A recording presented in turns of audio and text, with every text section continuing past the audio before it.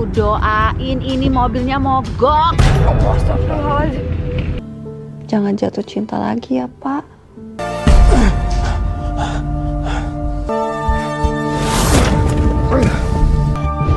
Tolong! Tolong! Mila! Tolongin Mas Salim, Mila!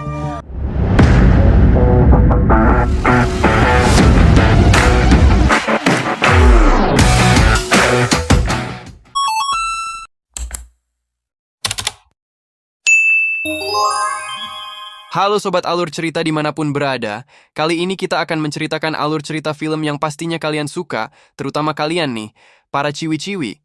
Jika biasanya film hantu itu menyeramkan, tapi kali ini berbeda.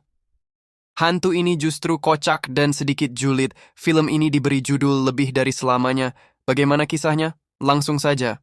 Sulaiman dengan mas kawin emas 10 gram dan seperangkat alat sholat dibayar tunai. Di awal film diperlihatkan Salim dan Rifa yang baru saja melangsungkan pernikahan. Mereka pun menjalani kehidupan rumah tangga yang bahagia. Salim yang begitu mencintai istrinya memperlakukannya dengan penuh kasih sayang. Salim kerap membantu istrinya melakukan beberapa pekerjaan rumah, seperti memasak dan yang lainnya.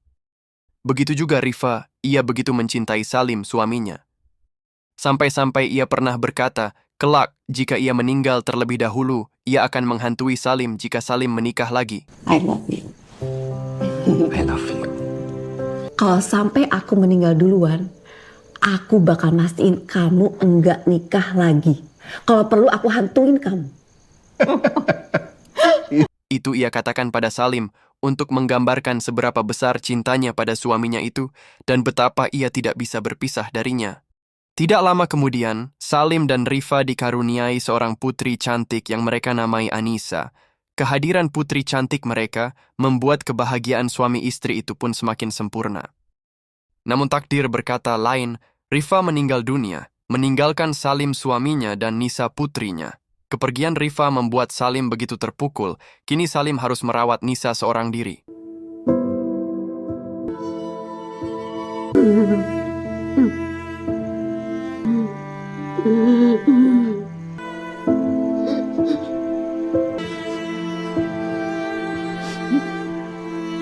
Terkadang Salim harus membawa putri semata wayangnya ke kantor, tempat ia bekerja, dikarenakan Nisa yang juga masih kerap merasa sedih atas kepergian ibunya. Sementara Salim yang terkadang juga masih bermimpi, seolah Rifa masih berada bersamanya, hingga 14 tahun setelah kepergian istrinya. Diperlihatkan Salim yang terbangun dari tidurnya, setelah mendengar suara Rifa yang membangunkannya dengan suara khasnya.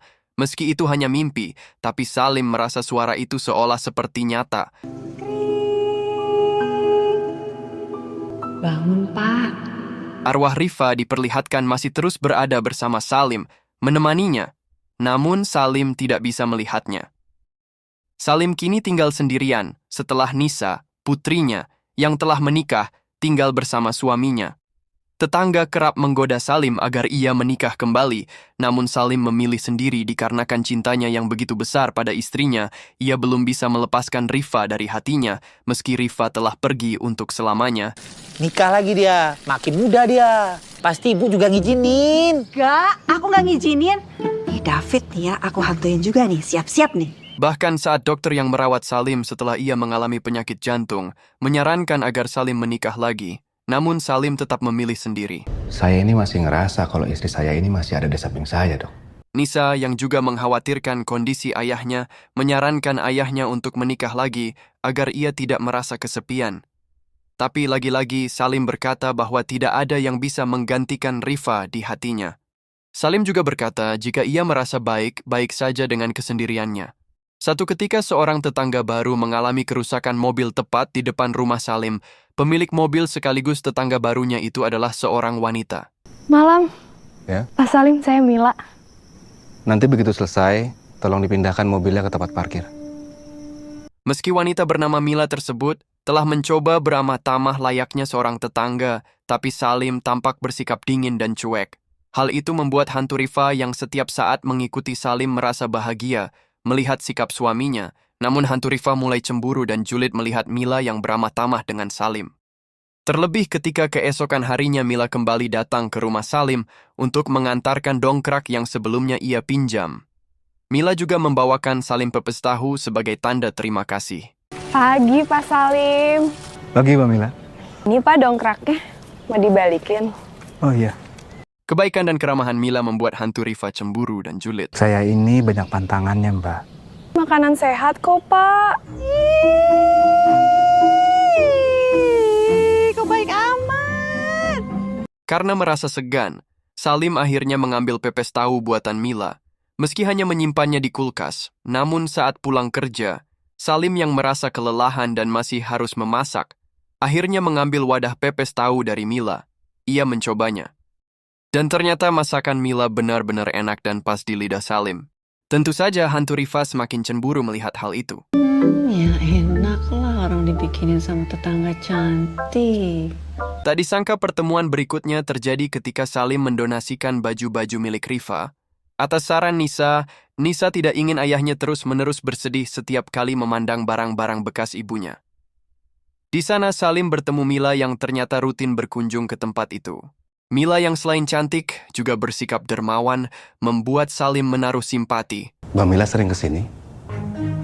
Enggak kok Pak, jarang. Hantu Rifa semakin cemburu menyaksikan sikap Salim yang ramah pada Mila. Salim yang awalnya selalu bersikap dingin dan cuek mencoba bersikap lebih ramah. Termasuk ketika hujan turun, Salim menawarkan tumpangan pada Mila. Mbak Mila nggak bawa mobil? Mobil saya masih di bengkel. Jangan bilang bapak mau anter. Saya antar ya. Hantu Rifa yang kesal mendoakan agar mobil Salim mogok. Dan anehnya doanya itu terkabul saat itu juga. Mobil Salim mogok. Namun hal itu justru menimbulkan interaksi antara Salim dan Mila yang membuat keduanya menjadi semakin akrab. Di hari berikutnya justru Salim yang berkunjung ke rumah Mila untuk mengembalikan wadah pepes tahu sebelumnya. Melihat sikap Salim yang salah tingkah, Mila yang juga tampak menaruh simpati pada Salim tidak menyia-nyiakan kesempatan itu hingga pertemuan mereka pun berlanjut ke warung mie ayam yang dulu selalu dikunjungi Salim dan Rifa. Semakin hari hubungan keduanya pun semakin akrab. Tak jarang Mila membuatkan masakan untuk Salim di kantor para karyawan, bahkan keheranan dengan ekspresi wajah Salim yang tidak seperti biasanya. Kini Salim tampak selalu sumringah. Dokternya juga heran melihat kondisi jantung Salim yang semula mengkhawatirkan, kini tampak membaik dengan peningkatan yang cukup drastis. Hantu Rifa yang semula cemburu, kini jadi bahagia karena ia tahu jika kesehatan Salim pastilah sedikit banyak karena andil Mila yang begitu perhatian pada Salim. Begitu juga Nisa yang juga senang melihat kedekatan Mila dan ayahnya. Enak.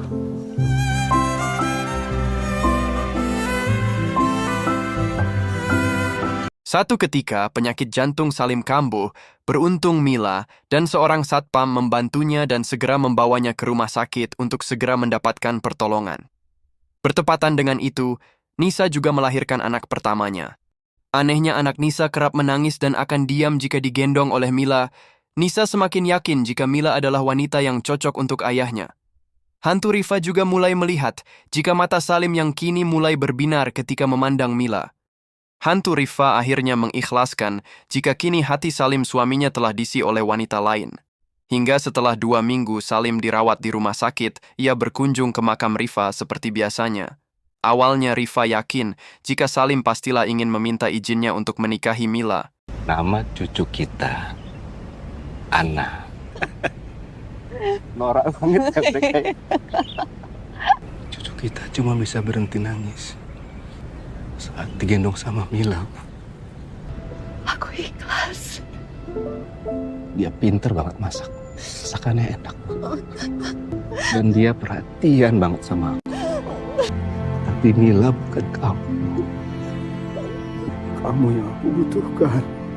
Meski Mila adalah wanita dengan segala kesempurnaan, namun Salim tidak bisa melupakan Rifa, almarhum istrinya yang amat ia cintai. Hingga ajal menjemputnya, Salim tetap setia dengan cintanya pada istrinya. Di akhir film digambarkan jika Salim akhirnya bertemu Rifa di alam lain, dan film pun berakhir. Baiklah sobat, demikian alur cerita film kita kali ini. Mohon maaf jika ada kesalahan kata. Sampai jumpa di konten kita selanjutnya. Wassalamualaikum warahmatullahi wabarakatuh.